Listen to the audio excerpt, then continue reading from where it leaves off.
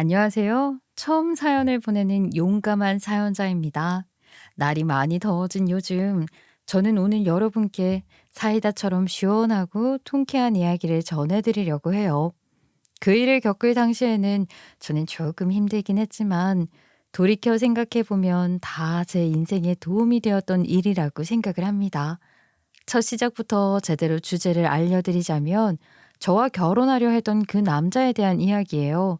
오늘 저의 이야기를 드라마의 장르에 비유하자면 글쎄요, 휴먼, 사랑, 막장 그 모든 게 다 담긴 실제 인생에 대한 이야기입니다. 그 어떤 드라마나 영화보다도 우리가 살아가는 실제 생활이 더 흥미진진한 건 사실이니까요. 제가 겪었던 이야기를 하기에 앞서서 지금 들려드리는 이야기는 정말로 제가 실제 겪은 말도 안 되는 일이라는 걸 잊지 말아 주셨으면 합니다. 혹시나 제가 만났던 그 사람에 대해 알고 계시다면 당장 그 사람과 거리 두시기를 추천드릴게요. 아, 기집애. 그렇게 시집 안 간다고 우리한테 내내 얘기하더니만 우리들 중에 네가 제일 먼저 시집 갈 줄 알았다. 원래 시집 안 간다, 애 안 낳겠다 하던 애들이 제일 빨리 시집 가고 제일 빨리 애기 낳더라. 그래서 우리 언제 소개해 줄 건데? 아유, 좀 기다려봐. 오빠랑 나랑 시간 조율해서 너희 얼른 초대할게. 너 괜히 우리 오빠 만나서 기강 잡는다고 쓸데없는 소리 하기만 해봐. 아이고, 걱정 마세요. 너 벌써부터 네 남편 될 사람 챙기는 거야? 너 이러는 거 우리 너무 서운하다. 걱정하지 말고 빨리 자리나 만드셔. 애들한테 아주 질문세를 단단히 준비해서 가자고 해야겠다. 아유, 얼마나 재밌으려나. 저는 예비 남편과 1년 6개월 연애하고 나서 그 마침표로 결혼이라는 걸 택했어요. 양가 부모님들께 결혼에 대해 말씀을 드리기 전 저와 예비 남편은 각자의 소중한 친구들을 먼저 만나보기로 했었죠. 예비 남편의 친구들을 만나기 전에 제 친구들을 먼저 만나기로 했거든요. 아무래도 제 친구들이 모이는 자리이니 제가 식당을 예약하겠다고 예비 남편한테 이야기를 해두었습니다. 여자들 4명이 우르르 몰려들어 이것저것 질문 세례를 퍼부을 텐데 고생할 예비 남편을 위해서 당연히 제 친구들을 만날 때는 제가 예약을 하는 게 맞다고 생각을 하고 있었거든요. 에헤이, 자기야, 이런 건 내가 나서서 하는 게 맞는 거야. 자기 친구분들한테 내가 잘 보여야 나중에 결혼 생활할 때도 잔소리 덜 듣지. 내가 다 알아서 예약하고 할 테니까 자기는 걱정하지 말고 친구들한테 굶고 오라고 그래. 내가 제일 맛집으로 예약할 테니까. 정말로 자기는 아무 걱정 안 해도 되네요. 그런데 제가 예약을 하겠다는 걸 예비 남편이 말리더라고요. 예비 남편은 자기가 직접 찾아보고서 예약을 하겠다고 했어요. 제 친구들이니 자기가 정말 잘 보이고 싶다나요?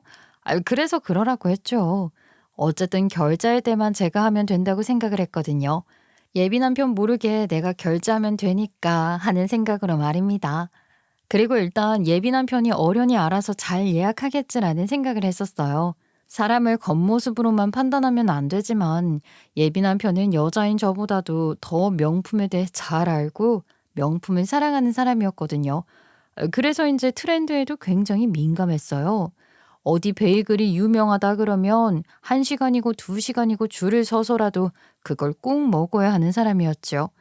유명하다는 건 SNS에 무조건 올려야 하는 사람이었고요.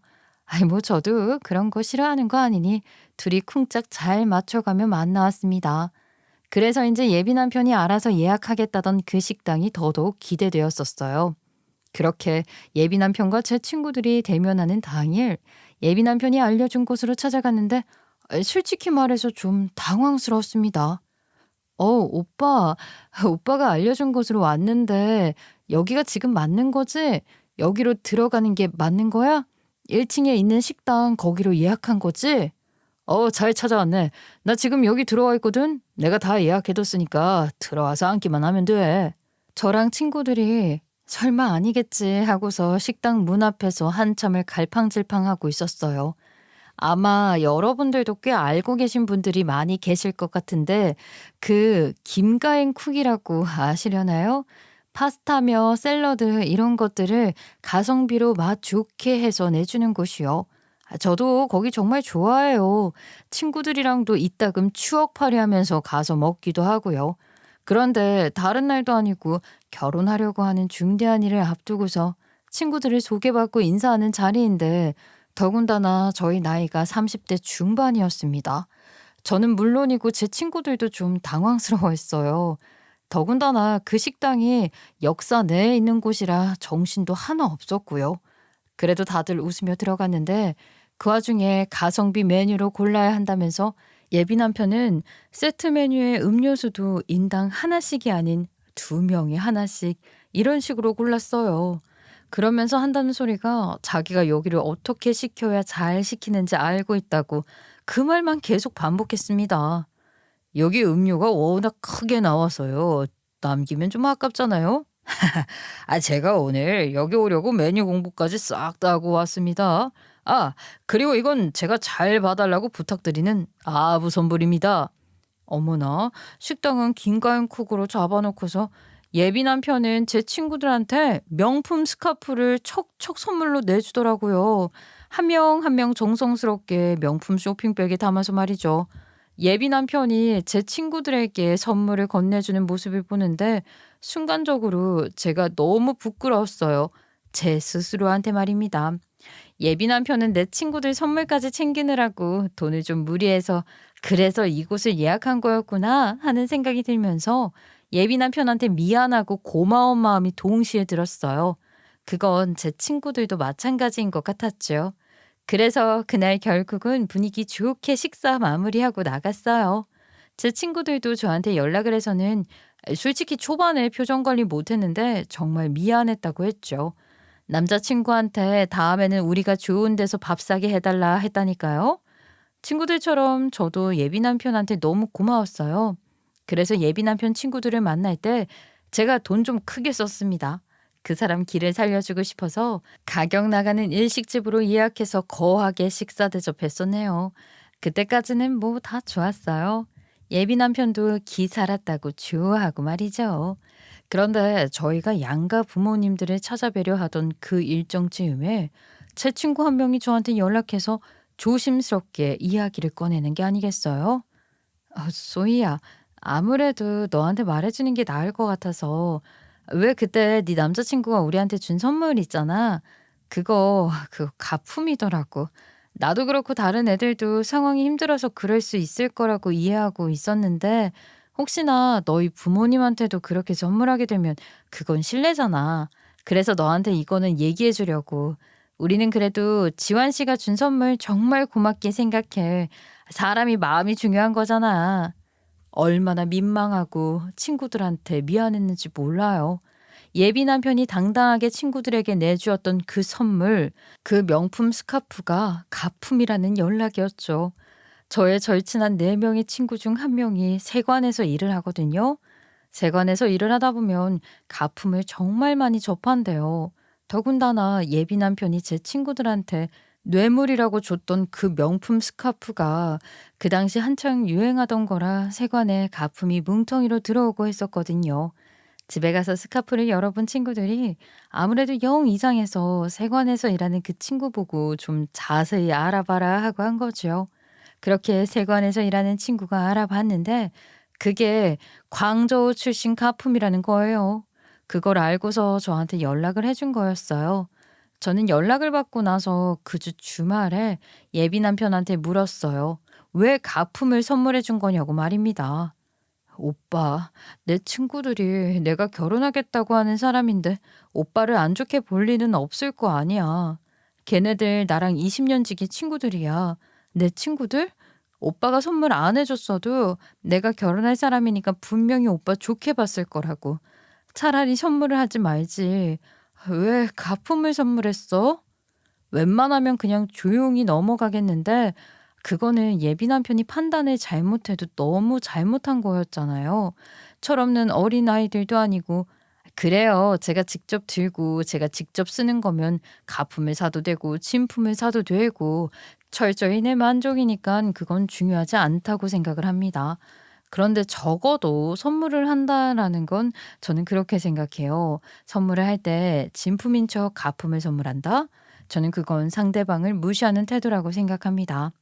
더군다나 제가 더 직접적으로 대놓고 물어봤던 데에는 한 가지 이유가 더 있었어요.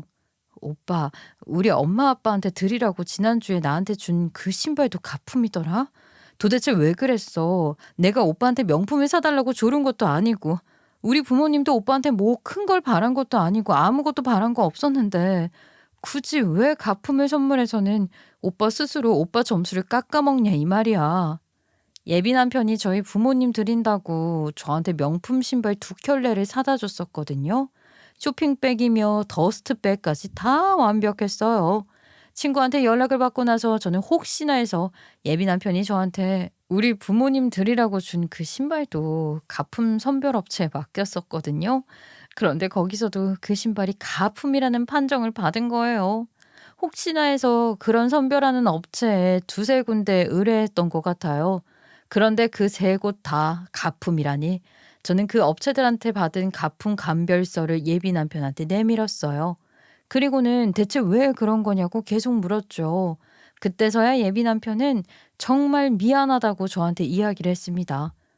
내가 자기한테 미안하다고 하는 거 이거 진심이야? 내가 자기한테 너무 부족한 사람인 것 같아서 그래서 내 딴에는 최선을 다하고 싶었던 거였어.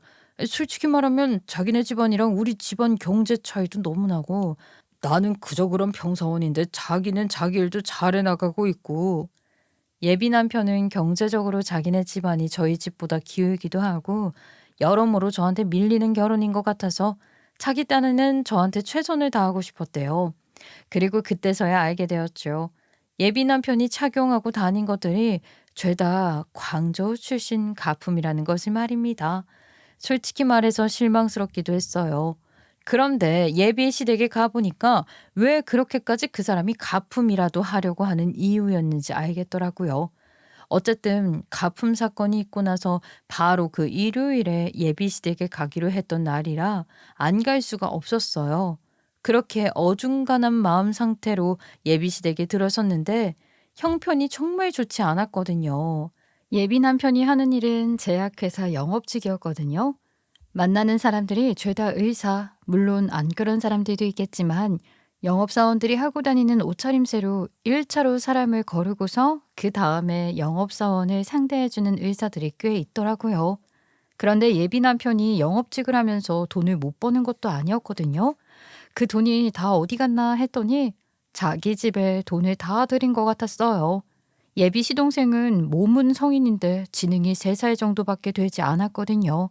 신체적으로도 안 좋고 그래서 예비 시부모님도 열심히 돈을 벌고 예비 남편은 자기가 물에 빠진 동생 못 구해줘서 동생이 그때 그렇게 된 거라고 죄책감 때문에 자기가 책임지고 동생 병원비며 이것저것 돈을 다 대는 상황이었던 거예요. 정말 미안. 내 동생 장애 있는 것도 자기랑 장인어른 장모님한테는 부담스러울 수도 있는데 거기다 대고 내가 동생 병원비며 이것저것 돈 다 대고 있다고 하면 자기가 나랑 결혼 안 할까 봐. 그게 무서워서 말을 제대로 못했어. 도대체 사람을 뭘로 보는 거야? 내가 왜 그런 걸로 자기한테 실망을 해? 우리 부모님이 그런 것 가지고서 이 결혼하지 말라고 하실 분들로 보여? 내가 자기한테 화가 났던 건 나한테 솔직히 다 말을 하지 않아서야. 예비 시댁에 인사를 드리고 나와서 저는 예비 남편과 맥주 한 잔 기울이며 모든 걸 다 터놓고 얘기하자는 자리를 가졌습니다. 그러면서 예비 남편도 저한테 모든 이야기를 다 한 거고요.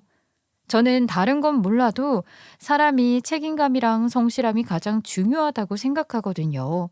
물론 가품을 사서라도 있어 보이려고 한 건 좋게 보이지 않았어요. 그래서 예비 남편한테 약속을 받아냈죠. 사람이 명품이면 뭘 입어도 좋아 보인다. 그러니 약속해달라. 가품을 사지 말고 내면을 가꾸라고 말입니다. 그렇게 예비 남편은 제 말에 감동받아 눈물 콧물 흘리며 알겠다고 자기한테 기회를 줘서 고맙다고 하고서 저희는 다시금 결혼 준비를 이어나가기로 했어요. 그런데 말이야, 장인어른 일하시는 거 내가 따라가려면 나 진짜 골병 들겠더라. 이번 달에도 해외로 계속 나가신 거 아니야? 아유, 회사 일 마무리되면 그때 장인어른 밑에서 와서 일 배우라고 하시긴 했는데 무슨 일인지 도통 알려주시지도 않고 자기도 나한테 말 안 해주고. 나는 우리 엄마 아빠랑 약속한 건 지키는 사람이야. 자기가 직접 일 배우면서 우리 부모님이 무슨 일 하시는지 보면 되지. 한 가지 힌트 주자면 쉬운 일은 아니다. 엄마 아빠 덕에 내가 학자금 하나 없이 대학도 나오고 유학도 다녀온 거잖아. 한 차례 고비도 넘기고 양가 집안 어른들께 결혼 허락도 잘 받았겠다. 저희 두 사람의 결혼 준비는 막힐 것이 하나 없었습니다. 물론 시동생이 신체적으로나 정신적으로 불편하다는 걸 저희 부모님께 명확히 말씀드릴 때 좀 걱정스럽긴 했었어요.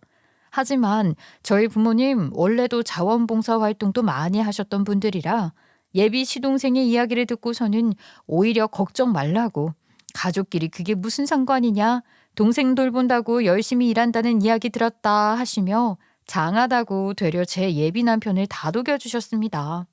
그러면서 저희 아빠는 예비 남편을 따로 불러서는 영업직을 정리하고서 아빠 밑에서 일을 배워보라고 하셨어요. 내가 자식이라고는 소위 저 녀석 한 명인데 자네도 알다시피 저 녀석은 자기 일한다고 바쁘잖아. 고집도 워낙에 있어서 지가 하고 싶은 일 아니면 하려고 하질 않으니까, 그러니까 자네가 영업직을 굳이 안 해도 괜찮다면 내 밑에서 일을 성실히 배워서 차근차근 회사 운영하는 걸 같이 해보면 어떨까 하고. 물론 그냥 바로 물려주겠다는 건 아니야. 자네가 일을 배우는데 제대로 해내지 못하면 난 물려줄 생각이 없어. 걱정 마세요, 장인어른. 저 군대에서도 끈기 하나로 포상휴가 다 쓸었던 경험이 있습니다. 저 끈기 하나만큼은 대한민국에서 1등이라고 자부할 수 있습니다. 열심히 배워나갈게요. 아버지 말씀대로 유일한 자식 한 명인 저는 제가 하고 싶은 일 아니면 손을 대지 않는 사람이었어요. 제가 부모님 일을 물려받을 생각이 없다고 하니 저희 아빠는 당신 사위가 될 저희 예비 남편한테 후계자로 배워보지 않겠냐 제안을 하신 거죠. 물론 제대로 일을 하지 않는다면 후계자 자리는 영영 사라지는 거고요. 다만 저희 아버지와 어머니는 무슨 일을 하는지는 예비 남편이 일을 직접 배우게 되면 그때 가서 알려주겠다고 말씀을 하셨었어요. 그게 다 이유가 있었거든요. 제가 예비 남편과 결혼을 약속하기 전에 그전 연애를 했던 사람과도 결혼 직전까지 갔었거든요. 그런데 그 사람이 저희 부모님 직업이랑 저희 집 재정 상황을 알고서는 그걸 이용해서 자기 명성을 올리려 했었어요. 그 일이 저한테도 그리고 저희 부모님한테도 꽤나 큰 상처였던 터라 무슨 일을 하는지는 우리 집안 가족이 되기 전까지는 절대 말하지 않겠다고 저와 저희 부모님은 다짐을 했었죠. 장인어른, 제가 오늘 모시고 간 추어탕집 진짜 맛있죠? 거기가 저희 아버지랑 저도 20년 넘게 가던 곳이거든요.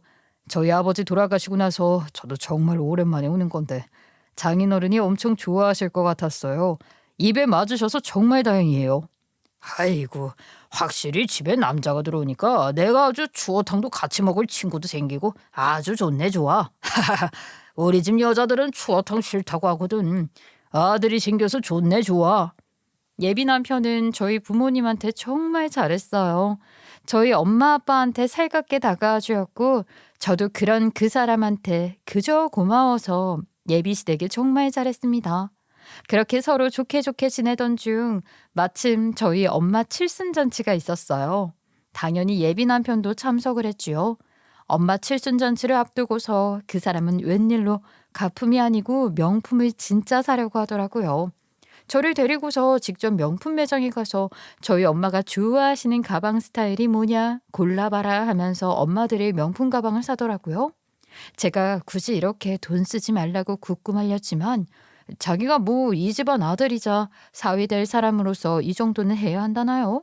그렇게 고집 부려서 고가의 명품 가방을 사들고서는 그 사람은 저희 엄마 칠순잔치에 참석을 했습니다. 왜 그래? 어디 불편해? 아까 너무 술을 많이 마셨나? 아이, 자기야, 어른들이 주시는 술 그거 다 받아 마실 필요 없어. 아이, 내가 뭐 술을 얼마나 먹었다 그래. 괜찮아. 그냥 컨디션이 좀 안 좋네.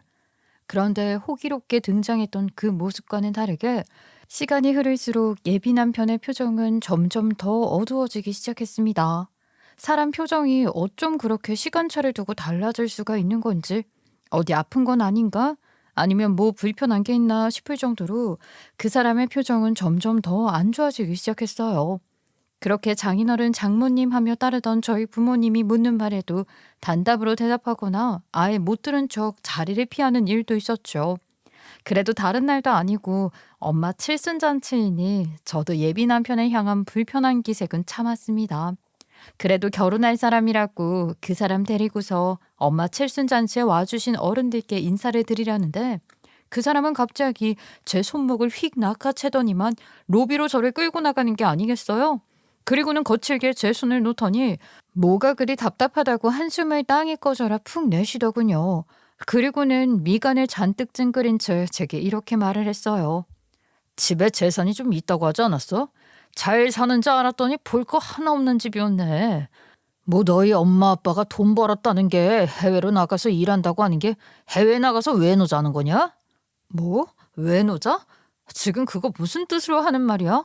아까부터 주야장창 죽을 상하고 앉아있더니 지금은 또 무슨 소리를 하는 건데? 그리고 아까 다른 사람들도 아니고 엄마 칠순 축하해주러 오신 분들 앞에서 그렇게 하고 나와버리면 대체 뭘 어떻게 하자는 거야? 저도 갑자기 돌변한 그 사람의 태도에 어처구니가 없고 화가 나서 따져 물었어요. 대체 지금 무슨 말을 하는 거냐? 그리고 갑자기 왜 이러는 거냐고 저도 화가 나서 되물었습니다. 그랬더니 그 사람 무슨 말을 했는 줄 아세요? 지금 나한테 왜 그러냐고 하는 거야? 그걸 몰라서 물어? 아, 잔치라고 해서 왔더니 조촐해도 이렇게 조촐할 수가 있는 거냐고? 그리고 손님들 수준 봤어? 죄다 어디 밭이나 메고 물고기나 잡으러 다녔대? 아, 네가 이래서 나한테 너의 집안이 뭐 해 먹고 사는지 말을 안 했구나.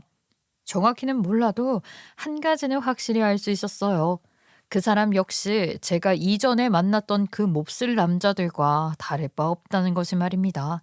그 사람 말하는 걸 들어보니까 그거였어요. 왜 칠순잔치가 이렇게 허접한 것이며 손님들 차림새를 보아하니 급이 딱 떨어진 거 아니냐. 이거 뭐가 자기가 생각한 대로 흘러가지 않는 것 같다는 게 불만이었죠. 그러면서 그 사람 저한테 파혼을 하자고 했어요. 정말 어처구니가 없었습니다. 대체 무슨 소리를 하는 거냐고 제가 묻는 말에 깡그리 무시하고 자기 혼자 분을 못 이겨 가슴팍을 퍽퍽 치면서 고성을 지르다시피 하며 화를 냈어요. 와, 내가 회사 아직 안 때려치운 게 다행이지. 야, 어디서 빚 좋은 개살구인 척하고 있어. 뭐 너 내가 영업직으로 돈 좀 버니까 나한테 돈 좀 가져가려고 했던 거야? 뭐? 사람이 명품이면 뭐래도 명품 같다고? 야, 네가 보기엔 너희 엄마 칠순잔치가 명품 같냐? 어디 시골 총구석 마을회관에서 잔치하는 거 같지? 너희 엄마? 아, 너 지금 말 다 했어? 누구 보고 말을 함부로 찌꺼려? 어디서 막말을 하냐고? 야야, 됐고. 너희 엄마한테 내가 사다 준 명품 가방이나 다시 가져와. 갖다 확 환불해버리게. 알겠어? 정말 어이가 없죠. 저렇게 버럭 화를 내면서 나가려고 하는데 정말 어처구니가 없었습니다. 그 인간이 왜 저희 엄마 칠순잔치 내내 표정이 썩었던 건지 아주 정확히 드러나는 순간이었죠. 저희 엄마 칠순잔치는 호텔이나 거나한 장소에서 한 것이 아니었어요. 그저 평범한 한정식 집에서 했습니다. 사람이 북적거리고 차가 많이 다니는 도심이 싫어서 경기도 외곽에 있는 아담한 곳에서 했거든요. 장소가 협소하다 보니 정말로 엄마 칠순을 축하해 주실 수 있는 지인분들만 모셔서 했어요. 편하게 와주셨으면 좋겠다 해서 다들 정말 편한 차림으로 오신 거였고요. 저희 엄마도 뭐 화려하게 차려입으신 게 아니고 그냥 개량 한복 입으셨습니다. 그걸 보고서 예비 남편이 자기 멋대로 아, 이 집안 개털이구나. 내가 속았네 하고서는 저 개지랄을 떤 것이었죠. 저한테 파혼을 하자고 말이에요. 이미 한 차례 상처를 받았던 탓인데 전 놈이나 지금 놈이나 똑같이 쓰레기 같은 돈만 밝히는 인간이구나 라는 생각에 저도 파혼하자고 하는 그 인간 잡을 생각 없었습니다. 저딴 인간이랑 제가 왜 결혼을 하겠다고 붙잡겠어요. 그 인간이 그 자리를 벗어나려 하길래 저는 그 인간 쫓아가서 제 지갑에 있던 수표 던져주고 나머지 계좌이체 해주겠다고 외쳤습니다. 내가 우리 엄마한테 가서 그 가방 다시 뺏어오면 엄마 체면이 참 자이도서겠다. 야, 그깟 가방? 내가 당장에 돈 보내줄게. 뭐 이런 쓰레기 같은 놈이 다 있어. 됐니? 이거 먹고 떨어져. 그렇게 좋은 사람인 척 뭐하는 척 하더니 결국 너도 그냥 그런 놈이었네. 야, 너무 고맙다. 너 같은 놈이랑 같이 살았다가는 내 인생 시궁창행이지.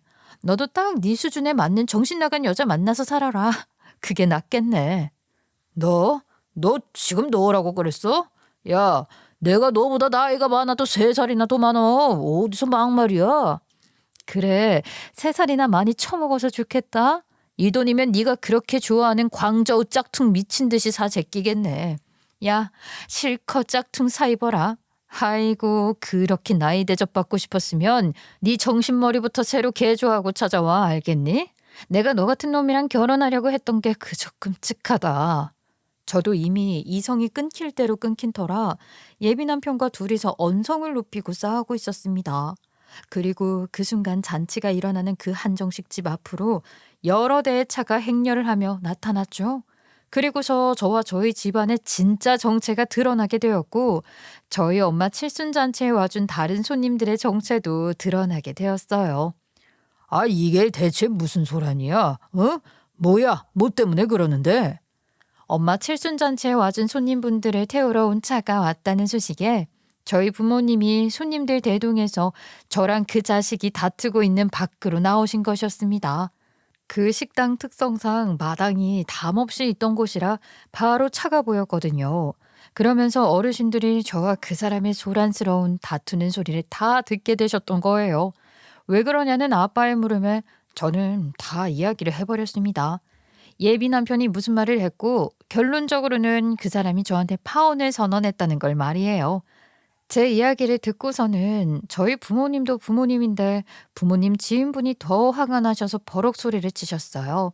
그분은 저한테는 친삼촌이나 다름없는 분이셨거든요.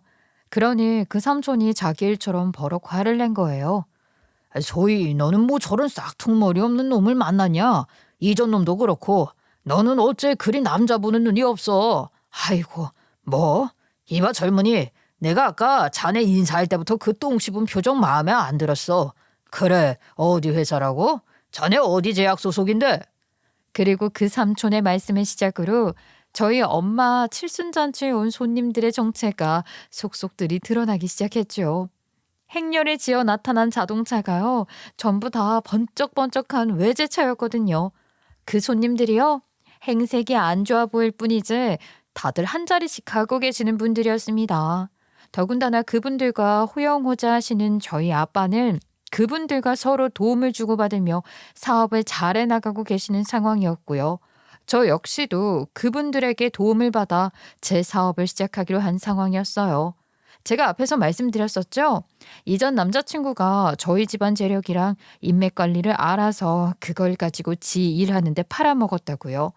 저희 아빠가 어디 병원 원장이랑 친하고 무슨 직급의 사람이랑 친하느니 뭐 그런 말을 가지고서 여기저기 투자를 받아 사기 같은 걸 치고 다녔거든요.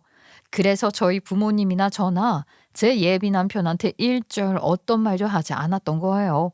그랬더니 이번에는 너무 비밀로 한 탓인지 그놈이 저희 집이 개털이라고 생각해서 저한테 파혼을 하자고 했네요. 아니 왜 저놈이 소희 너 보고 개털이라고 하든 우리가 뭐가 어쩌고 어째? 이것 봐, 사람을 그렇게 겉으로만 보고서 판단을 하면 안 되는 거지. 이 집안이 어떤 집안인 줄 알고 말을 그따위로 해? 아유, 저 싹퉁머리 없는 놈 같으니라고. 저희 부모님이 하시는 일은 해외, 특히 아시아 국가를 상대로 한국 화장품을 유통하고 그쪽의 브랜드를 론칭해서 운영하고 계셨습니다. K뷰티에 대한 인식이 높아졌기에 돈도 더 많이 벌고 있었죠.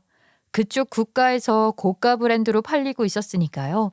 저 역시도 K뷰티를 기반으로 서양권에 제가 만든 자체 브랜드를 론칭하려 하고 있었고 말이죠. 예비 남편은 자기 인생에서 정말 언제 올지 모를 기회를 지 발로 차버린 것이었어요. 그놈의 겉만 보고 판단하는 그 성격 때문에 말이죠. 오늘 이 자리가 너한테는 무슨 우리 부모님이 돈이 얼마나 있고 어떤 인맥 가지고 있는지 가늠하는 자리였나 보다. 고맙다. 네 덕에 나도 사랑 걸렀네. 다들 그거 아실 거예요. 진짜 찐부자들은 오히려 명품 하나 안 걸치고 저 사람 뭐 저렇게 한량처럼 다니나 할 정도로 그렇게 다니잖아요. 저희 엄마 칠순잔치에 오신 분들 행색도 평범하다 못해 왜 저렇게 한량같이 다니나 할 정도였어요. 자기가 자기 발로 뻥 차버린 기회가, 그리고 자기가 파혼하자고 내팽개친 저라는 사람이 어떤 사람인지 뒤늦게 깨달은 예비 남편은 난리가 났었습니다. 장인어른 장모님, 잠시만요. 제가 아까 한 말은 그러니까 제가 어제 술을 좀 많이 마셨었는데 속이 안 좋아서 많이 예민해져 있어서 그랬습니다. 정말입니다. 제 말 좀 들어주세요. 번쩍번쩍한 외제차를 타고 떠나가는 저희 부모님 지인들을 향해서 죄송하다고 연신 고개를 숙이고 저희 부모님이며 저한테 자기가 한 실수는 어쩔 수 없고 정말 실수였던 것이라고 매달렸지만 이미 늦은 거였죠. 이미 버스는 떠났는 걸요. 안 그런가요? 네가 그렇게 하고 싶어 하던 파혼 내가 해주겠다고 하고서 저도 저희 부모님 따라 그 자리를 떠났습니다. 그리고 저희 엄마는 그놈이 엄마한테 선물로 준 명품 가방도 다시 던지다시피 하며 돌려줬어요. 이런 것도 명품이라고? 팔아서 자네 짝퉁이나 실컷 사서 입고 다니게. 그래, 엄마 말대로 이딴 것도 명품이라고? 사람이 마음을 곱게 써야 하는 거야, 알아?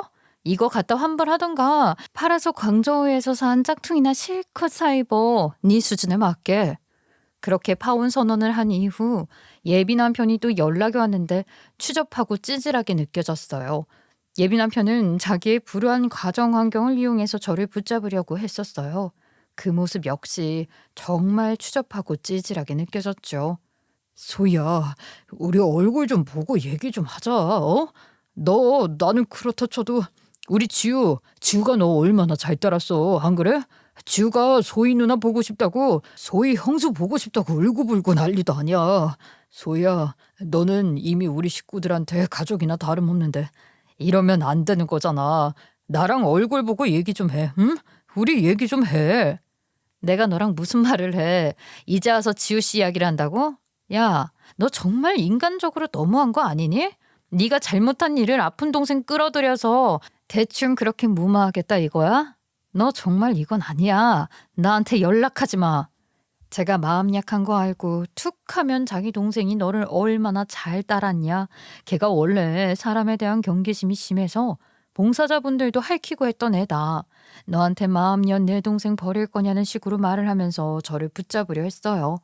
그런데 또 그 와중에 예비 시어머니였던 그분이 저한테 연락을 해오시는 게 아니겠어요?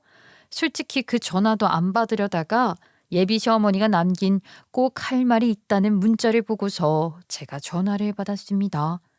내가 양심에 걸려서 정말 고민 많이 했었는데 이렇게 너희들 결혼이 엎어져서 정말 다행이야. 그놈 그거 천하의 몹쓸 놈이다. 절대로 결혼하지 말고 받아주지도 말어. 아니, 너무 늦게 말해서 미안하다. 저게 대체 무슨 상황이냐고요? 결론부터 말씀드리자면 예비 시어머니였던 그분의 말 그대로 제 예비 남편이었던 그놈은 인간 말종 쓰레기였습니다. 그 사람 동생이 장애가 있다고 제가 말씀드렸잖아요. 초등학생 시절 형제끼리 물놀이를 갔다가 예비 남편이 자기 동생 보고 다이빙 해보라고 했다가 그때 사고로 그 동생이 장애를 갖게 된 것이었거든요. 그런데 그렇게 아픈 동생을 이용해서 그 망할 인간이 자기 욕심을 채워내요. 그놈 그거 아주 천하의 몹쓸 놈이야.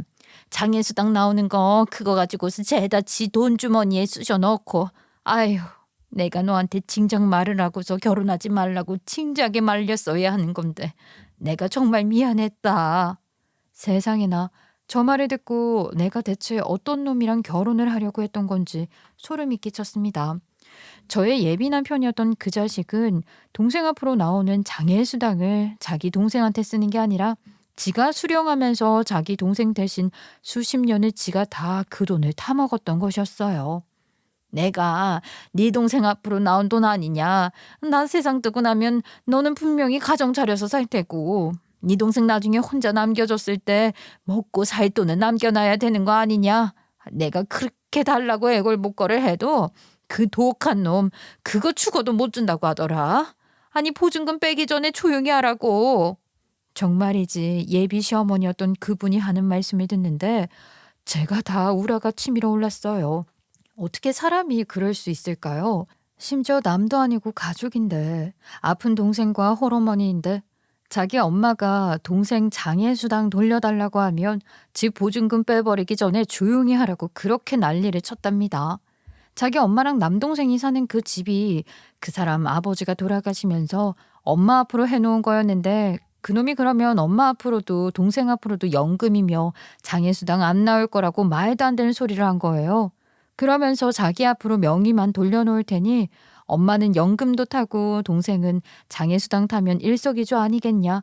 그런 식으로 제멋대로 상황을 몰아간 거였죠.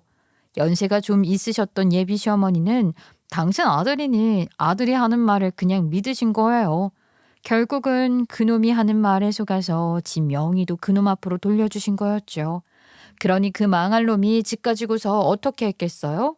자기 엄마 꼼짝 못하게 동생 통장 지가 가져가서 장애수당까지 다 받아 처먹고 아유 저 말을 듣는데 그놈이 저희 엄마 칠순 때 한 짓거리는 새 발에 피었구나 라는 생각이 들더라니까요. 정말이지 사람이 맞는 건가 싶었습니다. 저 문제는 다른 걸 다 떠나서 그 어떤 관계에 얽혀 있었던 것도 다 떠나서 정말 아니라는 생각이 들었어요. 그래서 저는 한때나마 저의 예비 시어머니였던 그분께 도움을 드리겠다고 약속을 드렸습니다. 대신 어머니 저한테 약속 하나 해주셔야 돼요. 절대로 그 사람 귀에 이 말 들어가선 안 돼요. 제 말 무슨 뜻인지 아시죠? 그리고 저는 예비 시어머니였던 그분한테 절대 비밀로 해야 한다고 말씀을 드렸어요. 전 남자친구인 그놈한테는 아무 말씀 마셔라. 그놈한테 하나라도 말이 들어가면 집도 못 찾아오고 아무것도 못한다 신신당부를 드렸습니다. 워낙에 그놈한테 당한 게 많았던 그놈 어머님은 꼭 그렇게 하겠다고서 정말 함구를 하셨고요. 그리고 저는 약속을 한 대로 그 두 사람을 도와주기로 했어요. 쓰레기 같은 인성을 가진 그놈한테서 그 두 사람을 구해내기로 말이죠. 저는 저희 부모님과 함께 그 두 사람을 도와주게 되었습니다. 앞서 말씀드린 것처럼 저희 부모님이 원래 자원봉사를 많이 하셨다고 말씀드렸잖아요. 사회적으로 음지에 놓여 있는 분들을 구하고 도움을 주는데 정말 진심이셨기에 저희 부모님도 선뜻 저의 제안을 받아들여 주셨어요. 파혼을 한 저의 예비시댁이지만 인간 대 인간으로서 그분들께 필요한 도움을 주기로 마음을 먹으신 거죠. 제가 뭐 잘한 게 있다고 이렇게 도움을 받아도 되는지 모르겠네요. 자식놈 하나 제대로 못 키워서 귀한 따님한테 상처만 줬는데 정말 그 부분은 제가 죽는 날까지 제 죄로 생각하고 평생 사죄하며 살겠습니다. 아유 이렇게 또 도움까지 주시니 정말 제가 몸둘 바를 모르겠네요. 그런 말씀 마세요. 사모님 말씀하시는 거 들어보시면 사모님은 최선을 다해서 자식을 키우신 거예요. 우리 다들 알고 있잖아요. 자식이 부모 뜻대로 되는 게 어디 쉬운 일인가요? 저희도 부모님 말 다 듣고 자란 건 아니지 않습니까? 그런 마음 갖지 말아주세요. 저희도 저희가 좋아서 도움드리는 거예요. 엄마들의 대화는 참 언제 들어도 가슴이 벅찬 것 같아요. 자식이 없는 저로서는 감히 공감할 수조차 없는 그런 마음을 갖고 계신 거죠. 저희 엄마 아빠는 예비 시어머니였던 그분과 독대를 한 뒤에 더더욱이 큰 도움을 드리겠다 마음을 먹으셨어요. 너무 좋은 분이신데 그런 안타까운 일을 겪으신 게 마음이 아프다면서 말이죠. 저희 부모님한테는 이미 좋은 인맥이 많았기에 어려울 것이 없었습니다.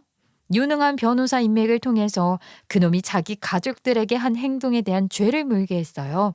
가족을 상대로 고소하는 것이 매우 복잡하고 감정적일 거라고 고소를 고려하고 있다면 중재나 상담 같은 대안을 고려해보라고 변호사가 이야기를 했는데 예비 시어머니였던 그분은 그냥 고소를 진행하고 싶다고 하더라고요.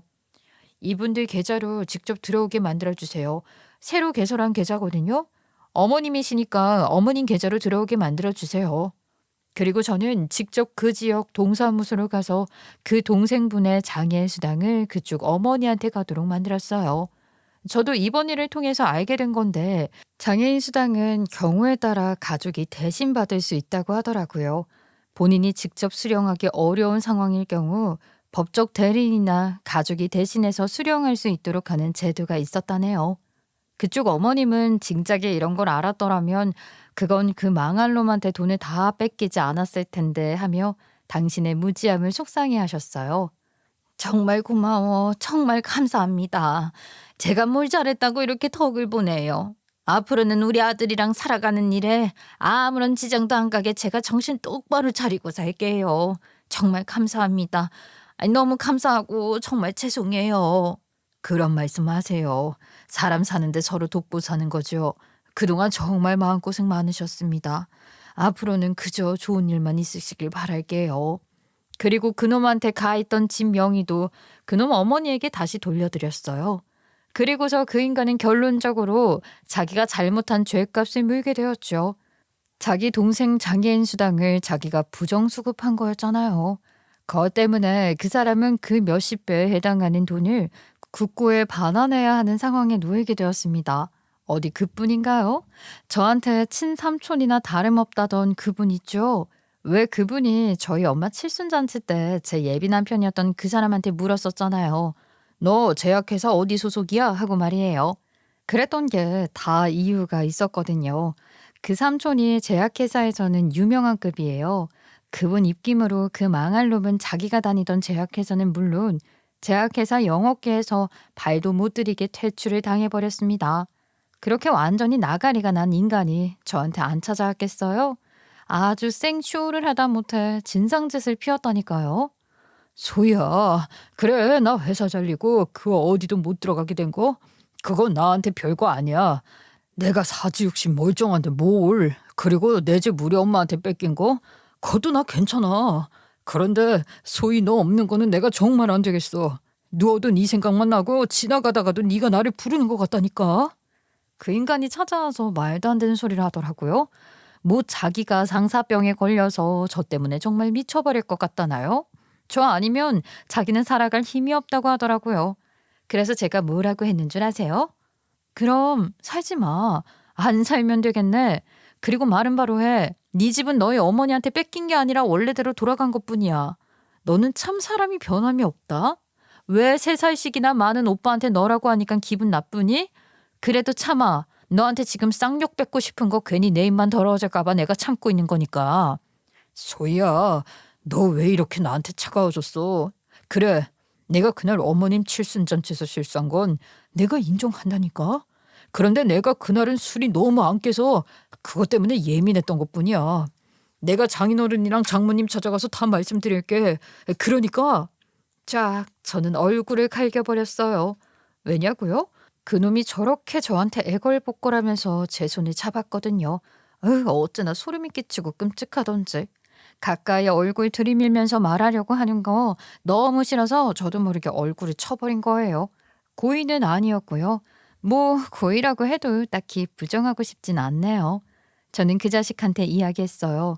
너는 네가 한 그 쓰레기 같은 짓 다 받으려면 아직도 멀었다고 말입니다. 내 말이 틀린 것 같아? 너는 아직 네가 한 짓거리 그제 다 받지도 못한 거야. 남한테 상처 주고 네 가족한테 등 쳐먹고 앞으로도 긴장하면서 살아. 네가 지은 죄 그거 어떻게 돌려받을지 모르는 거니까. 저게 저 인간과 제가 나눈 마지막 대화였습니다. 제 말 틀린 거 하나 없죠.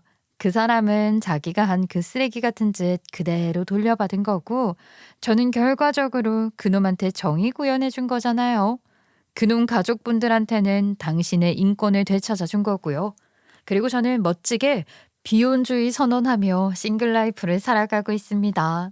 아마 올해가 가기 전 저는 한국을 떠날 것 같아요. 본격적으로 제 사업에 박차를 가하려고요. 이왕 이렇게 된 거 내 인생 화려한 싱글로 살아가라고 기회를 준 거구나 싶어서 열심히 살아보려 합니다. 그럼 저는 여러분의 삶도 화려하고 멋들어지길 바라며 이만 글을 마칠게요. 긴 시간 내어주셔서 감사했습니다.